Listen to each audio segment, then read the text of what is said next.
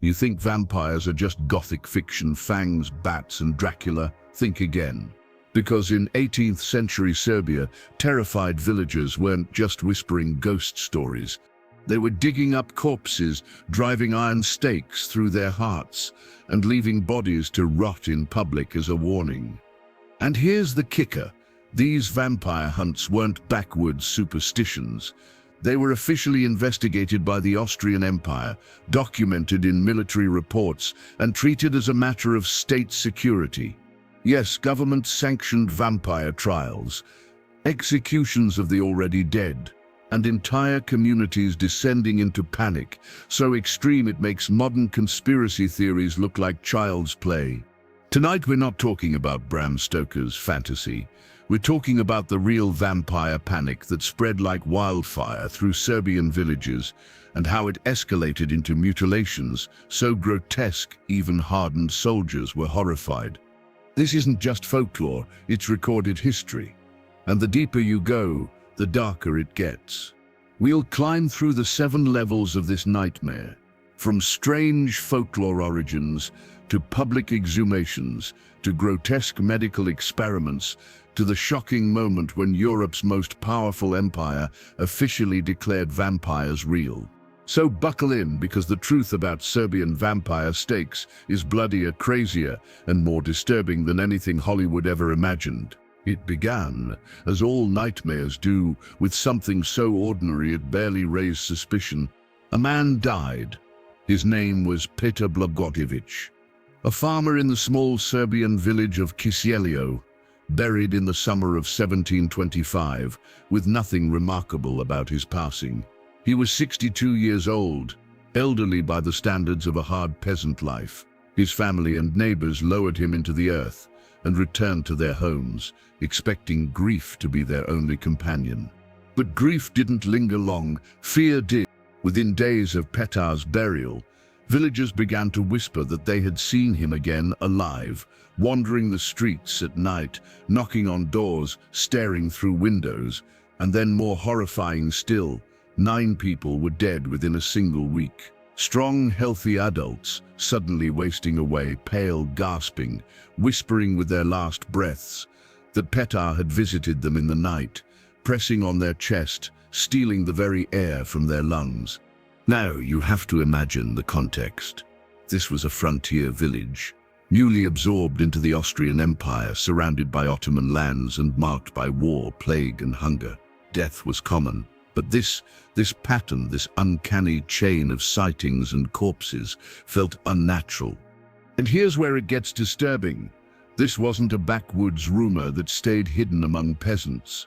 The panic was so great that the mayor of Kisieljevo, desperate and overwhelmed, sent word to imperial officials. The Austrian authorities, supposed heirs of the Enlightenment, actually listened. When soldiers and local officials arrived, they found the villagers in a state of hysteria. Families refused to sleep.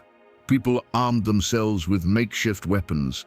Children cried out at night, certain they heard Petar's footsteps outside their homes. The mayor himself declared that if something wasn't done, the village would tear itself apart.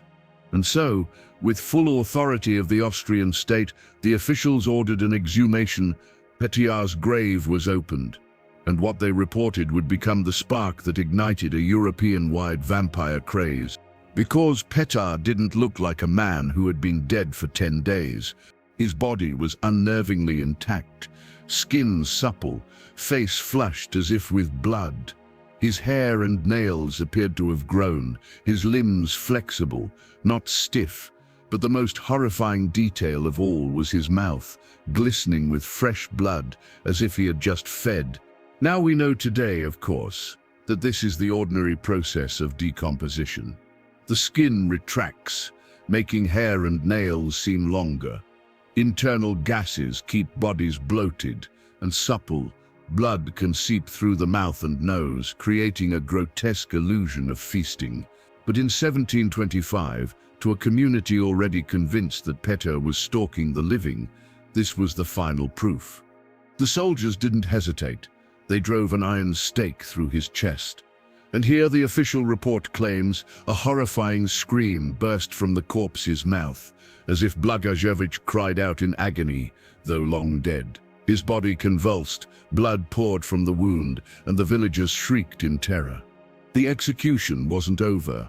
His head was severed, his body burned, ashes scattered. The villagers cheered, convinced they had destroyed the monster that had plagued them.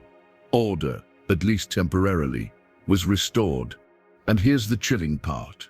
This was all written down, not in a folk tale, not in a rumor, but in a state-sanctioned military report sent to Vienna, where it was copied, circulated, and read with fascination by officials, priests, and doctors.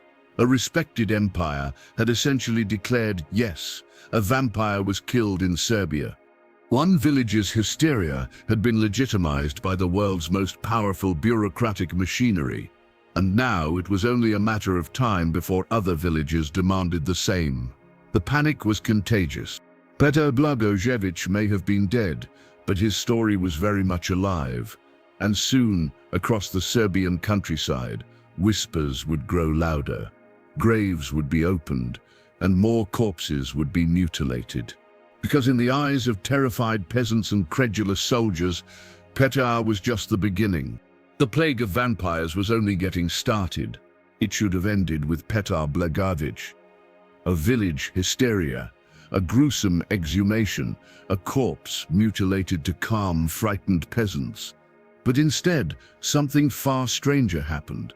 The story traveled upward, from the muddy fields of Kisiljevo, through the hands of local mayors and soldiers, straight into the polished offices of the Austrian Empire. And there, the most powerful bureaucrats in Central Europe treated it not as gossip, but as fact.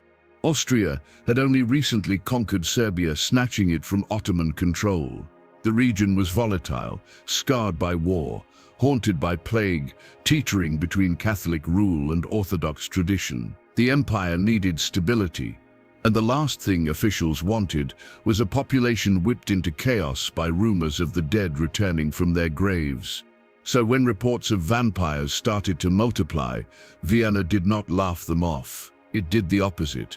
They sent inspectors, military surgeons, priests, men of supposed reason and authority who were expected to smother superstition with science. Instead, they did something far more dangerous.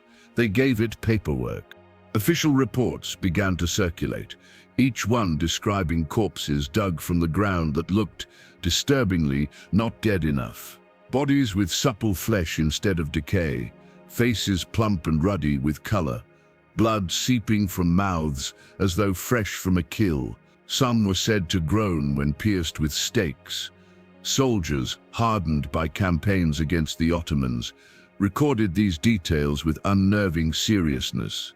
To the villagers, this was confirmation. The authorities had seen what they saw. To the empire, it was a political calculation. Appease the locals, keep order, and document everything. But the act of writing it down changed everything. The moment ink touched parchment, the vampire panic left folklore and entered history, and Europe was fascinated. These reports were copied, translated, and sent across borders. They arrived in university halls where scholars of medicine pored over them, desperately trying to explain the phenomenon. Some argued it was a new disease, an infection of the blood. Others believed it was spiritual corruption, a punishment for sins. Priests debated whether vampirism was proof of the devil's hand or a divine test of faith. For a brief, chilling moment, vampires weren't a story whispered by firelight. They were a public health crisis. Doctors dissected cadavers, convinced they were studying a new pathology. Clergy warned their flocks that unholy revenants threatened the living. And in the drawing rooms of Enlightenment Europe, the same century that produced Newton and Voltaire, intellectuals earnestly argued whether vampires might be real. It is easy to laugh at now, but imagine it. Imagine official imperial decrees validating the existence of the undead. Imagine if NATO or the CDC today released documents solemnly confirming the presence of zombies in rural villages. The chaos would be immediate. Panic would spread like wildfire. That is exactly what happened in 18th century Serbia, and the flames of fear spread across the continent. What makes it darker still is the hypocrisy. Enlightenment thinkers prided themselves on reason, science, and the death of superstition. Yet here, faced with terrified peasants and strange corpses, they folded. The Austrian Empire, supposed guardian of modernity, became the courier of medieval terror. They didn't crush the vampire panic, they broadcast it. The consequences were immediate. Villages across the frontier began demanding the same treatments. Corpses were exhumed in larger numbers.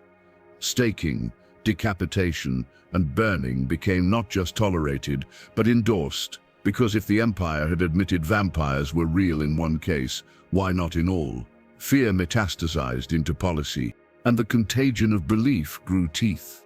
Soon, it wasn't just whispers of villagers dying, it was detailed case files, signed by surgeons and priests, stamped with the imperial seal. The vampire wasn't just a monster anymore. It was an administrative category. But superstition mixed with bureaucracy is never harmless, because once the empire had confirmed the possibility of vampires, the stage was set for hysteria to spiral beyond anyone's control. And it did. Within a year, a new case would explode into the public sphere, one so grotesque, so well documented, and so horrifying that it would not only grip Serbia, but spread into the heart of Europe, feeding pamphlets, newspapers, and tavern gossip from Vienna to Paris.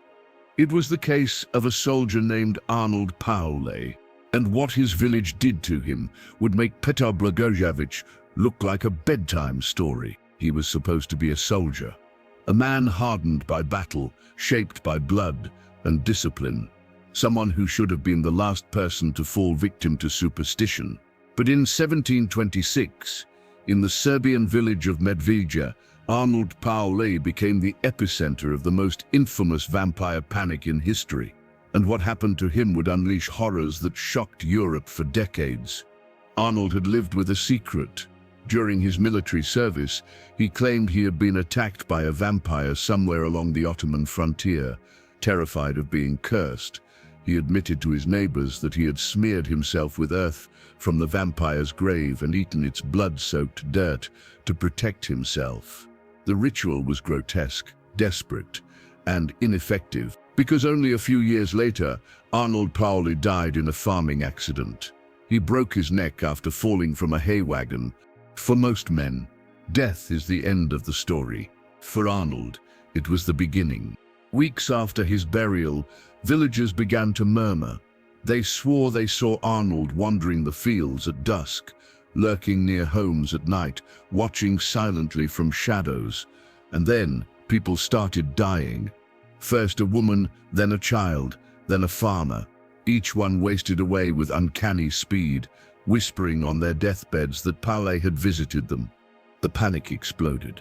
The villagers decided there was only one solution: dig him up, and when they did, the nightmare only deepened. According to the report, signed not by peasants but by military officials, Paole's body looked disturbingly fresh, his skin intact, his face ruddy as though flushed with blood, his limbs flexible, not rigid. Worst of all, his mouth was stained red, as though he had been feeding. The crowd demanded justice against the dead. A sharpened stake was hammered into Paole's chest. As it pierced him, witnesses swore his corpse let out a scream and convulsed violently. Blood spurted from the wound, as though his heart was still pumping. Terrified and exhilarated, the villagers dragged his body out, burned it to ash, and scattered it. But it didn't stop there. Because vampirism, they believed, was contagious. Those Paoles had supposedly attacked were now suspected of rising from their graves too. The villagers exhumed more corpses. One after another, bodies were pulled into the daylight, and according to official accounts, several of them also appeared uncorrupted. Some even had liquid blood flowing from their veins when cut open. Each one was staked, decapitated, and burned in turn. If this sounds like a grotesque theater performance, that's exactly what it was. Entire communities gathered to watch corpses mutilated. Mothers held children aloft to see the spectacle. Neighbors pointed at graves in paranoia, each certain the dead were guilty until proven innocent. It was public execution. Only the condemned were already dead. And here's the most unsettling part. This wasn't fringe folklore. The Austrian military command filed meticulous reports on the Paole case. Priests endorsed the rituals. Doctors examined the corpses, and rather than dismissing them as natural decomposition, confirmed the villagers' fears, and those reports, stamped with imperial authority, circulated widely. Soon, Europe was buzzing with the story of Arnold Paole. In taverns and salons, people whispered about the soldier who became a vampire. Pamphlets carried lurid details: the blood, the screams, the convulsions. Intellectuals debated whether vampirism was a physical disease, a spiritual curse, or both. The effect was explosive. The vampire wasn't just Serbian folklore anymore. It was a European obsession. From the mountains of Transylvania to the universities of Vienna, the question wasn't if vampires existed. The question was how to stop them. And that obsession carried a deadly cost. Because once the empire legitimized vampire hunts, villagers across Serbia and beyond felt emboldened to dig, to mutilate, to burn. Fear became frenzy. Frenzy became ritual, and ritual became tradition. Arnold Paole was supposed to be a soldier who died in an accident. Instead, he became the patron saint of hysteria, the most famous vampire of the 18th century, his name etched into European consciousness as proof the undead were real.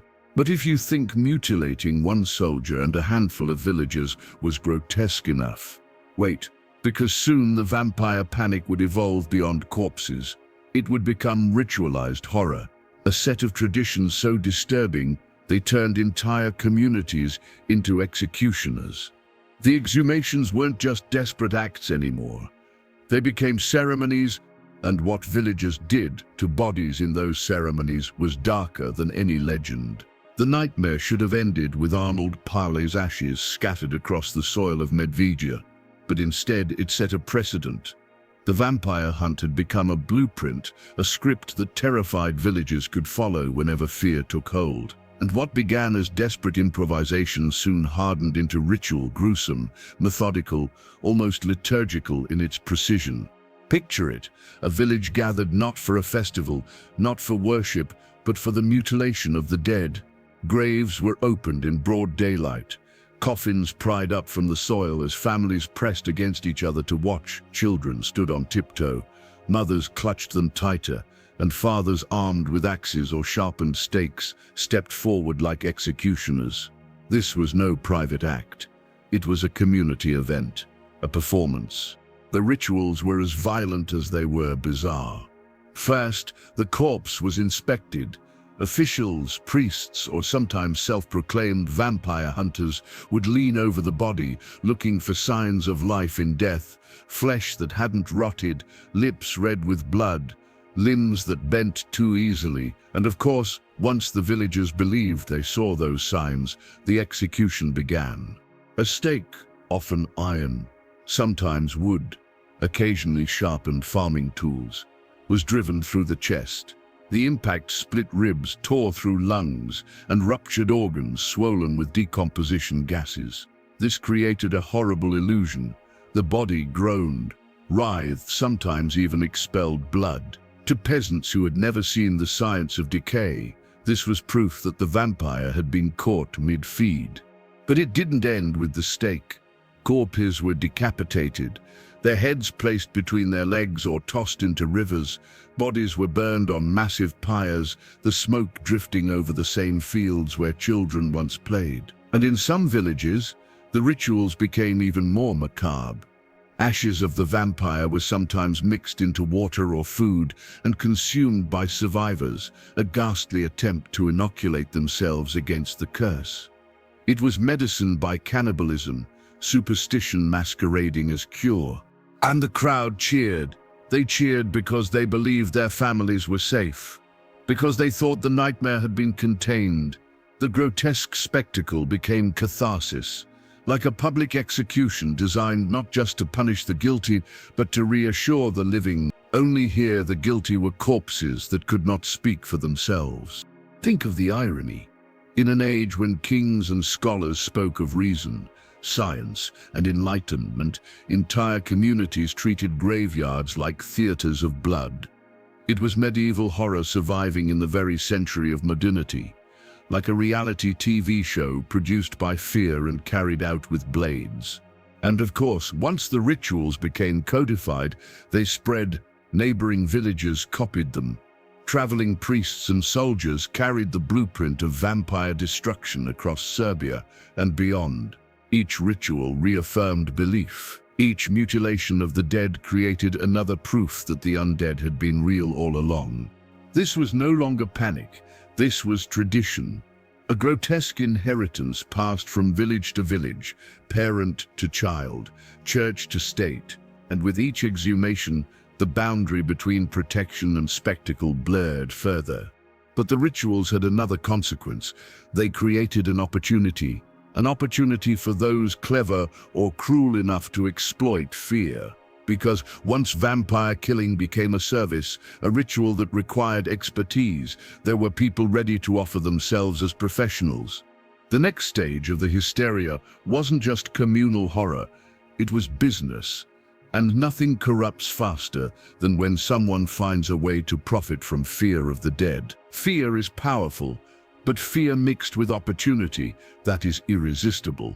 Once vampire hysteria hardened into ritual, it didn't take long for a new figure to appear on the scene. The professional vampire hunter, men who traveled from village to village, selling their expertise in death. They were part executioner, part priest, part charlatan, and they thrived on the terror that swallowed Serbia in the 18th century. These hunters arrived like saviors. They carried iron stakes, axes, shovels, and charms. They spoke the language of authority, citing rituals and precedents as though vampire slaying were a science. But make no mistake, this was less about protecting communities and more about exploiting them. In times of famine and disease, when peasants had nothing to give, they still found a way to pay these hunters, whether in food, coin, or livestock. Fear was currency, and business was booming. And here is the most sinister part.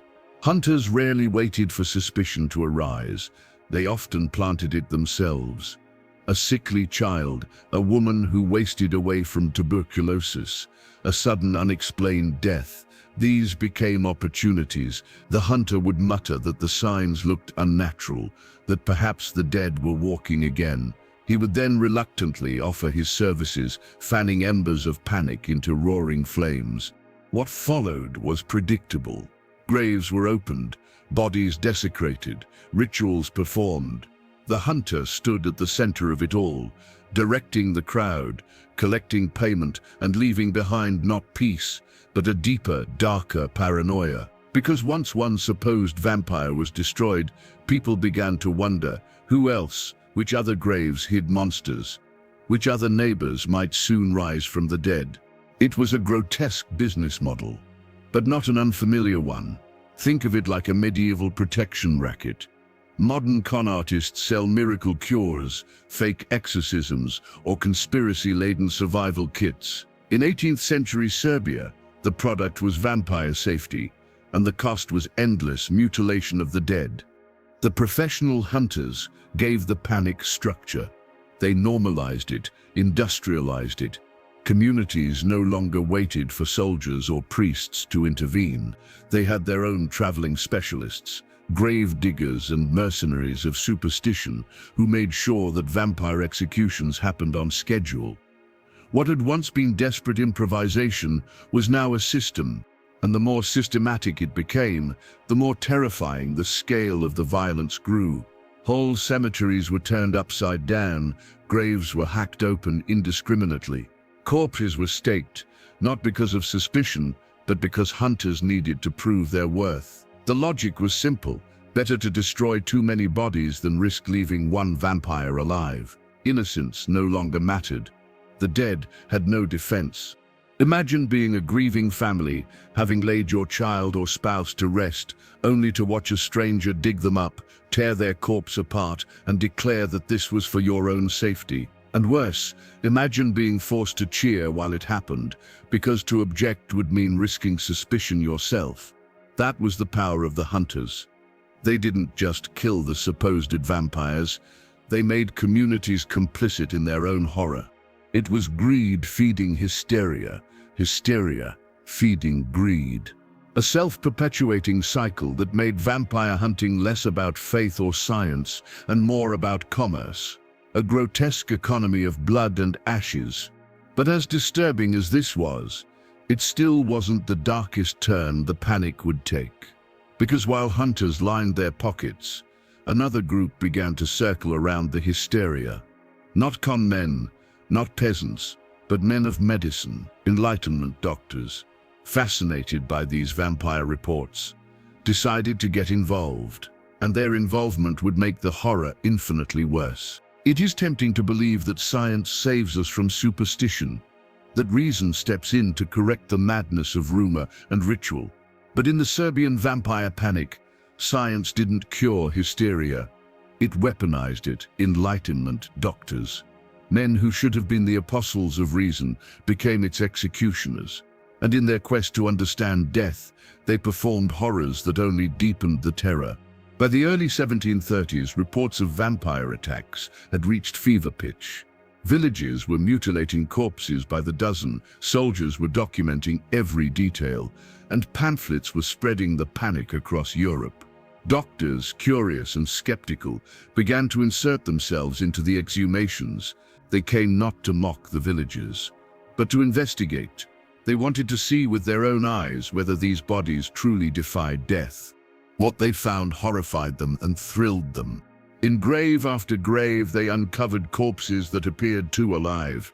Flesh still soft, faces red, veins bulging. When pierced, some bodies gushed liquid blood. Others seemed to groan as air escaped from punctured lungs. In one notorious report, a corpse's chest audibly cracked and exhaled when staked, as if it had drawn its final breath in that moment. To peasants, these were signs of vampirism. To doctors, they were mysteries begging to be catalogued. Neither group understood the science of decomposition, the way gases inflate organs, the way fluids seep, the way skin stretches and recedes. Instead of dismissing the villagers' fears, the doctors confirmed them. They published detailed case studies describing incorruptible corpses and freshly flowing blood. They gave superstition the language of medicine. And with that, the vampire stopped being a peasant's myth. It became a clinical phenomenon, a problem for surgeons, priests, and bureaucrats alike. For a chilling moment in European history, vampirism was listed alongside fevers and plagues as a legitimate threat to public health. Where still were the dissections? Some doctors didn't stop at staking. They cut bodies open, prodded swollen organs, noted how healthy the hearts looked, how red the blood remained. Their notes circulated widely, feeding both scientific journals and tavern gossip. The Enlightenment was supposed to illuminate darkness, but here it was pouring kerosene onto it, fanning the flames of panic with every observation. The hypocrisy is staggering. These were the same intellectuals who mocked witch trials and medieval superstition. Yet when faced with bodies that didn't rot quickly enough, they behaved no differently than the peasants they scorned. Only now the mutilations carried the weight of scientific legitimacy. If a doctor said a corpse looked suspicious, then surely the villagers were right all along. The result? More graves dug up, more bodies burned, more fear, because science had not debunked the myth, it had baptized it, and Europe was enthralled. Newspapers printed lurid details from medical reports. Scholars in Paris and London debated vampirism as though it were a new branch of pathology. Even Voltaire, the icon of reason, felt compelled to weigh in, mocking the absurdity of an empire that could believe in vampires while claiming to be civilized. But ridicule did nothing to slow the panic. If anything, the notoriety made it spread faster. The doctors had tried to open the book of nature. Instead, they had opened Pandora's box. Their findings were cited not as evidence of natural decay, but as confirmation that the dead could walk. And so, villagers demanded more exhumations, priests sanctioned more mutilations, hunters sold more services. The cycle spun on, faster and bloodier than ever. Think about the irony. The century of reason gave us some of the most grotesque spectacles of superstition ever recorded. Scientific curiosity didn't save lives, it desecrated them. The Enlightenment didn't extinguish the vampire, it gave it new life. But even that wasn't the final horror, because once science had legitimized vampirism, the hysteria fed on itself. Villages began turning inward, accusing neighbors, desecrating graves without orders, and plunging into paranoia so deep it consumed their communities from within. The panic was about to devour its own children. By now, the vampire panic had become a machine fed by fear, fueled by ritual, legitimized by science. But once unleashed, it refused to stay controlled. What began with a few exhumations spiraled into a frenzy so consuming that villages no longer needed soldiers, priests, or doctors to guide them. They turned on themselves. And that is when the true horror began. Imagine a community where every shadow is a threat, every cough a curse, every grave a ticking time bomb. In Serbian villages of the 1730s, suspicion spread faster than disease. A neighbor who fell ill might not be dying of plague or tuberculosis. He might be a victim of a vampire, and if he died, his own corpse might rise to kill again. That logic poisoned everything. Families dug up their own relatives to prove they weren't monsters. Entire cemeteries were desecrated on rumor alone. If a child wasted away, the villagers exhumed the mother's body. If a man died suddenly, they accused his wife of consorting with vampires. The living and the dead alike were put on trial, without defense, without evidence, with only paranoia to decide their fate. It was a perfect storm of fear. Because the more corpses they destroyed, the more convinced they became that vampires were everywhere. Each stake through a chest was hailed as a victory, but also as proof that vampires were real, proof that more still lurked. It was hysteria chasing its own tail, a snake devouring itself, growing more frenzied with every bite. The cruelty reached grotesque proportions. Some villagers reported digging up graves multiple times, mutilating the same bodies again and again, terrified that they hadn't done enough to silence the dead. Others went further still, dragging out bodies of people who had never even been suspected, simply to make sure. It was prevention by desecration, paranoia institutionalized as policy. And no one was safe. To question the rituals was dangerous, because doubt looked like sympathy for vampires. Those who resisted saw their own loved ones accused, their family graves violated. Silence was survival. Participation was mandatory. Communities became prisons of their own terror, bound together by shared complicity in mutilation. It's easy to sneer at such superstition, but look closer. The psychology is disturbingly familiar. This was cancel culture with shovels, a witch hunt waged against the dead. The logic of fear is timeless. Better to destroy the innocent than risk letting a monster slip through. In the 21st century, the monsters live online or in political conspiracies. In 18th century Serbia, they lived in the graveyard. And just as our modern panics erode trust in communities, so too did theirs. The vampire hunts didn't unite villages. They tore them apart. Families turned against each other. Neighbors became spies. Grief was corrupted into paranoia. The cemetery, once a place of mourning, became a battlefield. By the time the frenzy burned itself out, what remained were desecrated graves, shattered families, and a legacy of fear passed down for generations. The vampire panic had consumed the very people it was meant to protect. It had devoured its own children.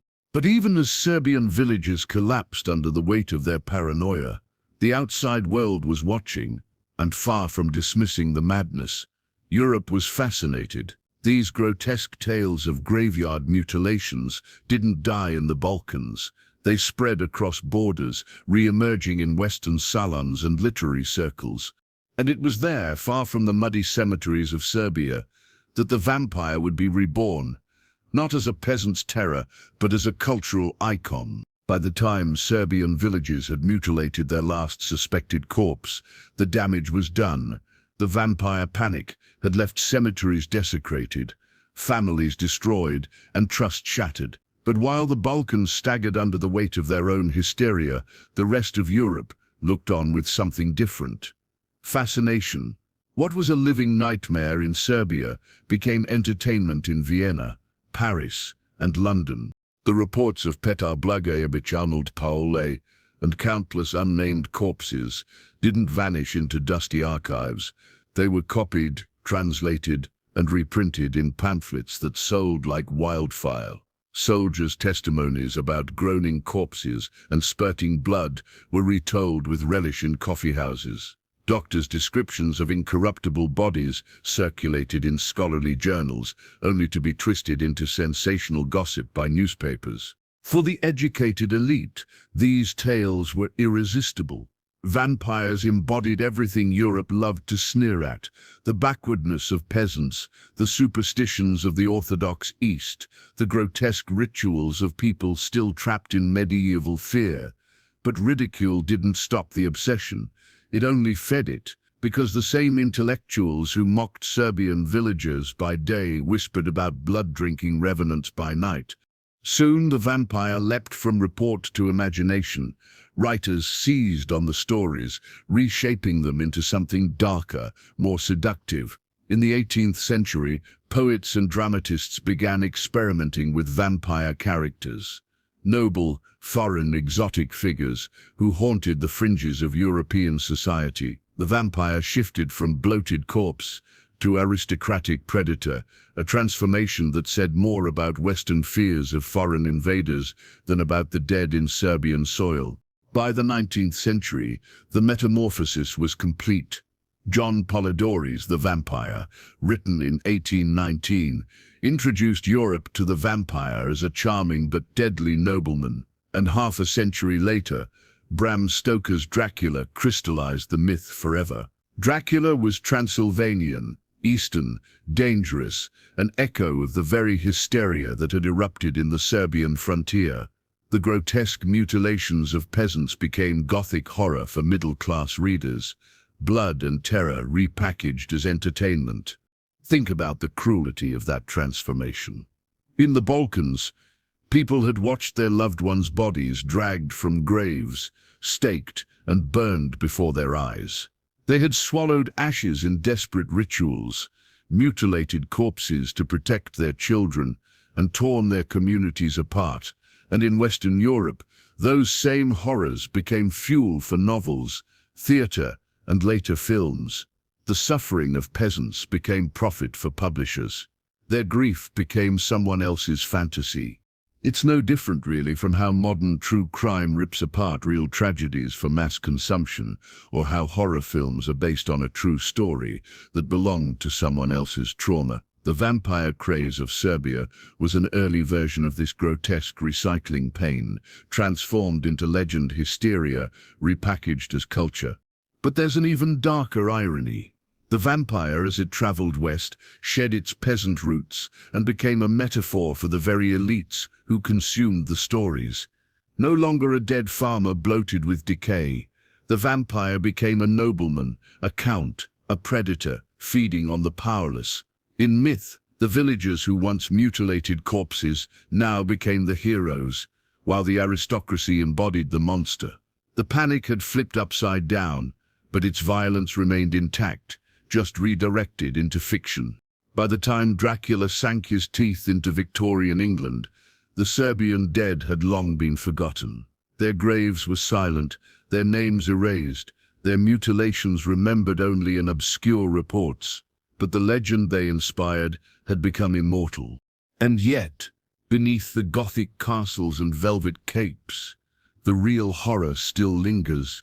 Because before vampires became entertainment, they were an excuse for communities to destroy themselves. And the lesson of that hysteria has never gone away. Because fear is never buried for long. It always finds new flesh.